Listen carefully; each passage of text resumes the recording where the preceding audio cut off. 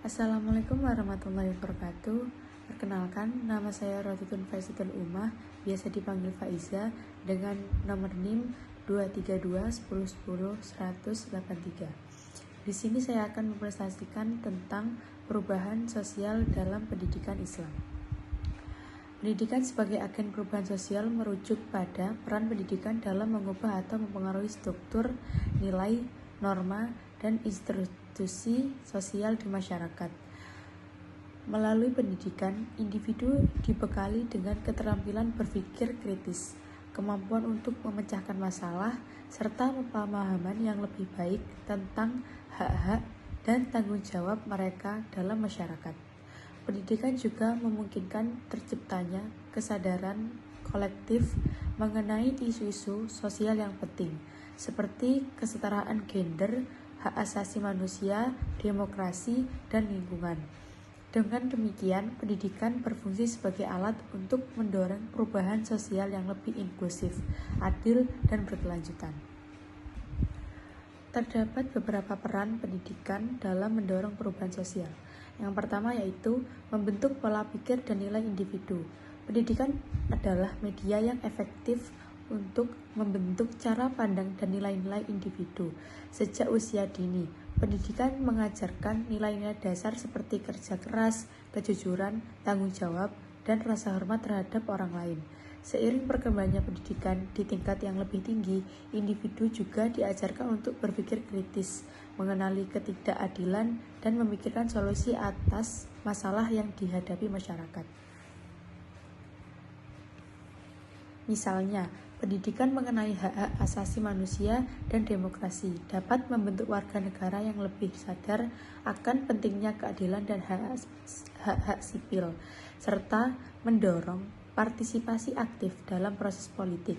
Pendidikan juga membantu menciptakan individu yang toleran dan terbuka terhadap perbedaan budaya, agama, dan etnis, yang pada akhirnya akan membentuk masyarakat yang lebih harmonis dan inklusif. Yang kedua yaitu mengurangi kemiskinan dan ketidaksetaraan. Salah satu kontribusi terbesar pendidikan sebagai agen perubahan sosial adalah peranannya dalam mengurangi kemiskinan dan ketidaksetaraan. Pendidikan memberikan kesempatan kepada individu dari berbagai latar belakang sosial ekonomi untuk meningkatkan taraf hidup mereka. Melalui akses ke pendidikan yang berkualitas, individu dapat memperoleh keterampilan yang dibutuhkan untuk masuk ke pasar kerja, menghasilkan pendapatan yang layak, dan meningkatkan kualitas hidup mereka. Yang ketiga yaitu memajukan keadilan gender. Pendidikan memiliki peran kunci dalam mendorong kesetaraan gender dan memperjuangkan hak perempuan. Di banyak masyarakat, pendidikan telah membantu perempuan untuk mengakses kesempatan yang sebelumnya terbatas, baik dalam bidang pekerjaan, politik, maupun sosial. Melalui pendidikan, perempuan diberdayakan untuk mengatasi hambatan budaya yang struktural yang seringkali menghalangi partisipasi penuh mereka di berbagai bidang kehidupan.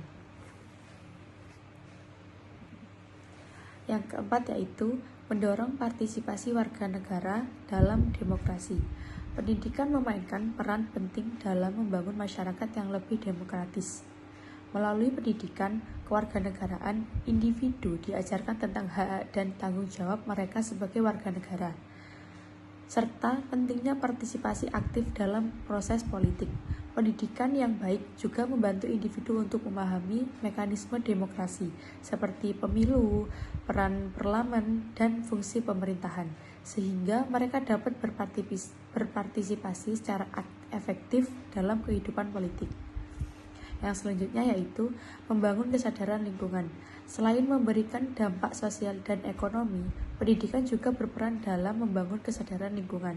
Di tengah isu-isu global seperti perubahan iklim, degradasi lingkungan, dan kehilangan keanekaragaman hayati, pendidikan memainkan peran vital dalam penyebaran pengetahuan tentang pentingnya menjaga kelestarian alam. Melalui kurikulum yang berfokus pada pendidikan lingkungan, siswa diajarkan tentang konsep-konsep berkelanjutan, pengelolaan sumber daya alam, dan tindakan-tindakan yang dapat diambil untuk mengurangi dampak negatif terhadap lingkungan. Pendidikan juga membangun generasi yang lebih peduli terhadap isu-isu lingkungan global dan lokal, serta lebih siap untuk mengambil tindakan yang diperlukan dalam menjaga keberlanjutan planet ini. Misalnya, gerakan-gerakan global yang didorong oleh kaum muda dalam isu perubahan iklim merupakan salah satu contoh bagaimana pendidikan dapat mendorong individu untuk berperan aktif dalam menciptakan perubahan sosial yang berkaitan dengan lingkungan. Adapun beberapa tantangan dalam menjadikan pendidikan sebagai agen perubahan sosial. Meskipun pendidikan memiliki potensi besar sebagai agen perubahan sosial, ada beberapa tantangan yang sering menghambat peran. Beberapa tantangan utama meliputi yang pertama yaitu kesenjangan akses dan kualitas pendidik. Salah satu tantangan utama dalam menjadikan pendidik sebagai agen perubahan sosial adalah adanya kesenjangan akses dan kualitas pendidik.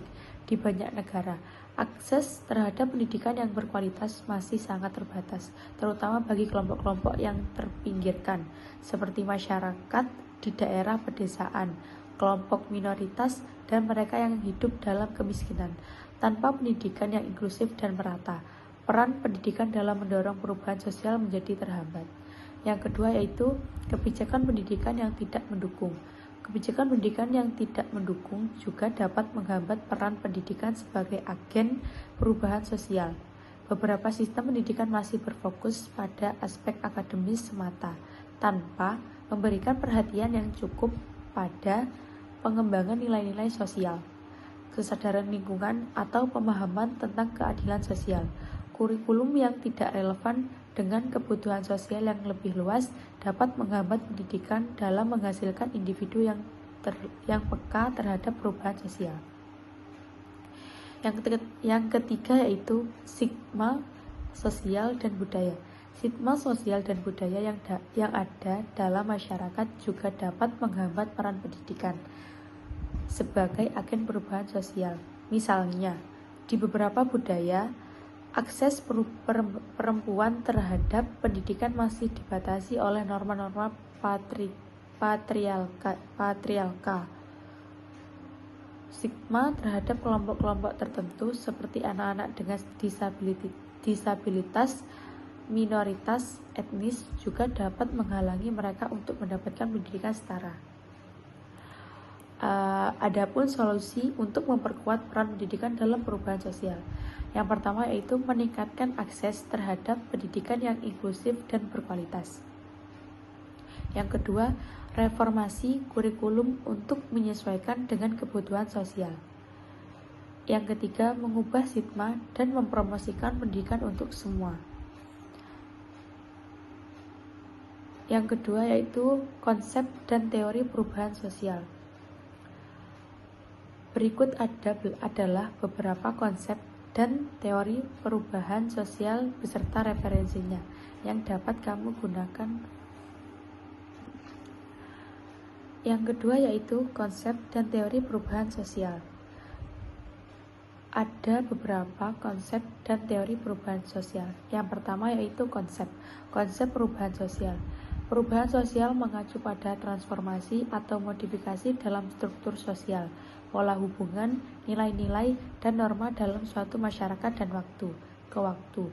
Perubahan ini dapat bersifat kecil, evolusioner, maupun besar, revolusioner, dan bisa dipicu oleh faktor internal maupun eksternal. Elemen perubahan sosial meliputi perubahan dalam struktur sosial, misalnya perubahan dalam lembaga sosial seperti keluarga, pendidikan, atau ekonomi. Yang kedua yaitu perubahan dalam nilai dan norma seiring waktu. Nilai-nilai budaya dan norma sosial dalam masyarakat dapat berubah, misalnya perubahan pandangan tentang gender atau hak asasi manusia. Yang ketiga yaitu perubahan dalam pola hubungan interaksi antar individu atau kelompok dalam masyarakat yang bisa berubah seiring berjalannya waktu. Yang selanjutnya yaitu teori perubahan sosial. Terdapat beberapa teori yang menjelaskan proses dan mekanisme terjadinya perubahan sosial. Berikut yang akan saya jelaskan mengenai teori perubahan sosial. Yang pertama yaitu teori evolusioner. Teori ini meliputi perubahan sosial sebagai suatu proses yang bertahap dan terus-menerus. Perubahan dianggap terjadi secara perlahan-lahan dan terorganisir, dengan masyarakat berkembang menuju bentuk yang lebih maju. Yang kedua yaitu teori fungsionalis. Teori ini meliputi perubahan sosial sebagai akibat dan kebutuhan fungsional dalam masyarakat. Masyarakat dianggap sebagai suatu sistem yang stabil dan perubahan terjadi untuk mempertahankan stabilitas tersebut. Yang selanjutnya yaitu teori konflik. Teori konflik berpendapat bahwa perubahan sosial terjadi sebagai akibat dari ketegangan dan konflik antar kelompok-kelompok yang memiliki kepentingan yang berbeda dalam masyarakat. Konflik ini bisa terjadi antara kelas sosial, etnis, gender, atau kelompok lain yang saling bersaing untuk sumber daya yang terbatas. Selanjutnya, teori modernisasi. Teori ini menganggap bahwa perubahan sosial terjadi ketika suatu masyarakat berkembang dari masyarakat tradisional menuju masyarakat modern. Proses ini melibatkan perubahan dalam struktur ekonomi, politik, dan budaya. Penjelasan yang ketiga yaitu lembaga pendidikan Islam sebagai agent of change.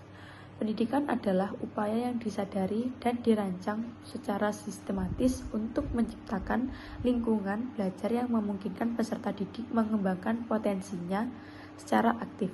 Pendidikan sebagai upaya yang terencana menuju bahwa pendidikan adalah proses yang dirancang dengan matang sehingga pada setiap level baik nasional, regional maupun tingkat kota, kabupaten, hingga desa, pelaksanaan pendidikan perlu disadari dan direncanakan.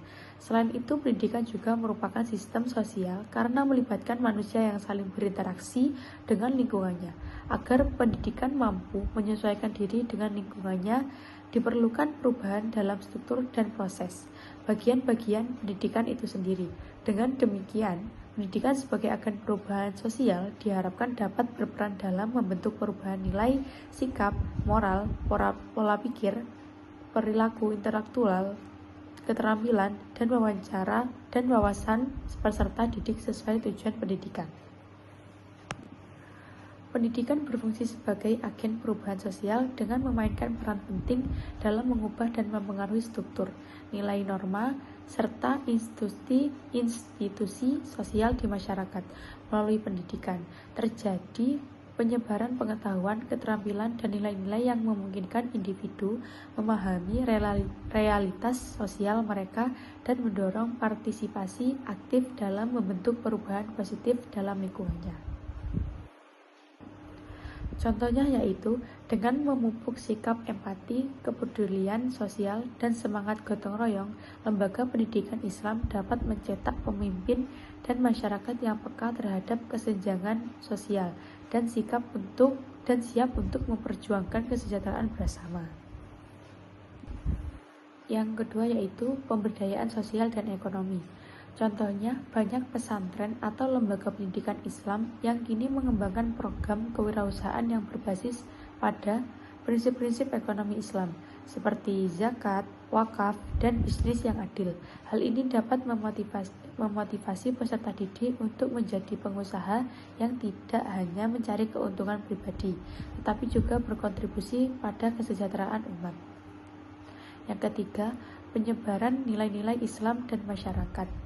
Dalam masyarakat, contohnya pendidikan Islam yang baik dapat membantu membentuk individu yang memiliki pemahaman yang dalam tentang toleransi, perdamaian, dan kebersamaan dalam keberagaman yang sangat penting dalam menghadapi tantangan pluralisme dan globalisasi di masyarakat.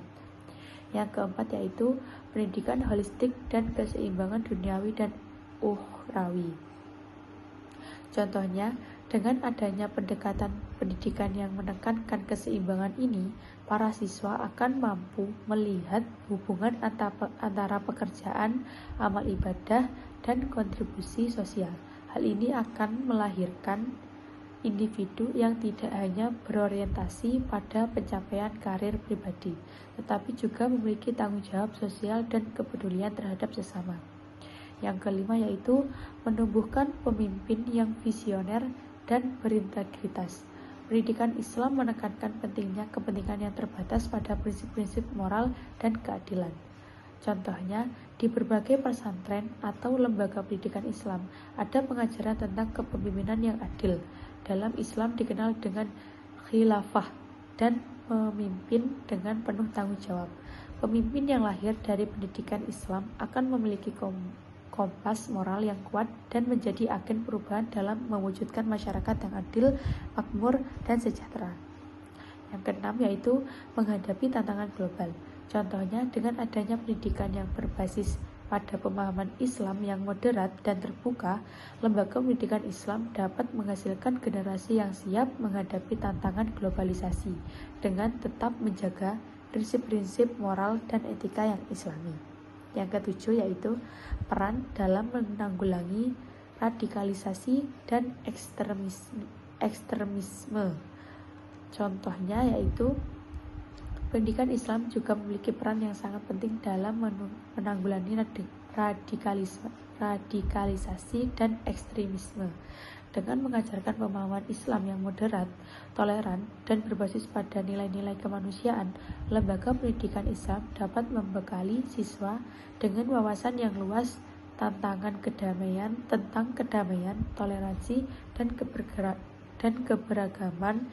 Hal ini sangat penting untuk menciptakan masyarakat yang harmonis, damai, dan jauh dari sikap intoleran atau kekerasan. Tantangan dalam menjadikan pendidikan sebagai agen perubahan sosial yaitu yang pertama, ketimpangan akses dan kualitas pendidikan. Yang kedua, kurangnya keterkaitan antara pendidikan dan kebutuhan sosial. Yang ketiga, pengaruh nilai dan budaya yang tidak sejalan dengan perubahan. Yang keempat, kualitas pendidikan yang tidak merata. Yang kelima, pengaruh teknologi yang cepat berkembang. Dan yang keenam, kurangnya dukungan kebijakan dan implementasi yang efektif. Adapun dampak dan solusi dari masing-masing tantangan tersebut. Yang pertama yaitu ketimpangan akses dan kualitas pendidikan. Dampaknya, siswa di daerah dengan fasilitas pendidikan yang buruk cenderung memiliki kesempatan yang lebih sedikit untuk memperoleh keterampilan dan pengetahuan yang diperlukan untuk berkontribusi pada perubahan sosial. Solusinya yaitu pemerintah perlu meningkatkan pemerataan distribusi anggaran pendidikan dan memperbaiki infrastruktur pendidikan di daerah-daerah terpencil dan miskin. Yang kedua yaitu kurangnya keterkaitan antara pendidik dan kebutuhan sosial. Dampaknya banyak lulusan pendidikan yang tidak memiliki keterampilan praktis yang dapat mereka tetapkan dalam masyarakat sehingga mereka kesulitan untuk berkontribusi pada perubahan sosial dan ekonomi. Solusinya itu pendidikan perlu lebih relevan dengan kebutuhan dunia kerja dan perkembangan teknologi, misalnya pengembangan kurikulum yang mengintegrasikan keterampilan teknis, kewirausahaan, dan keterampilan hidup yang dapat membantu siswa berpartisipasi dengan tantangan sosial dan ekonomi. Sekian presentasi dari saya, kurang lebihnya mohon maaf. Wassalamualaikum warahmatullahi wabarakatuh.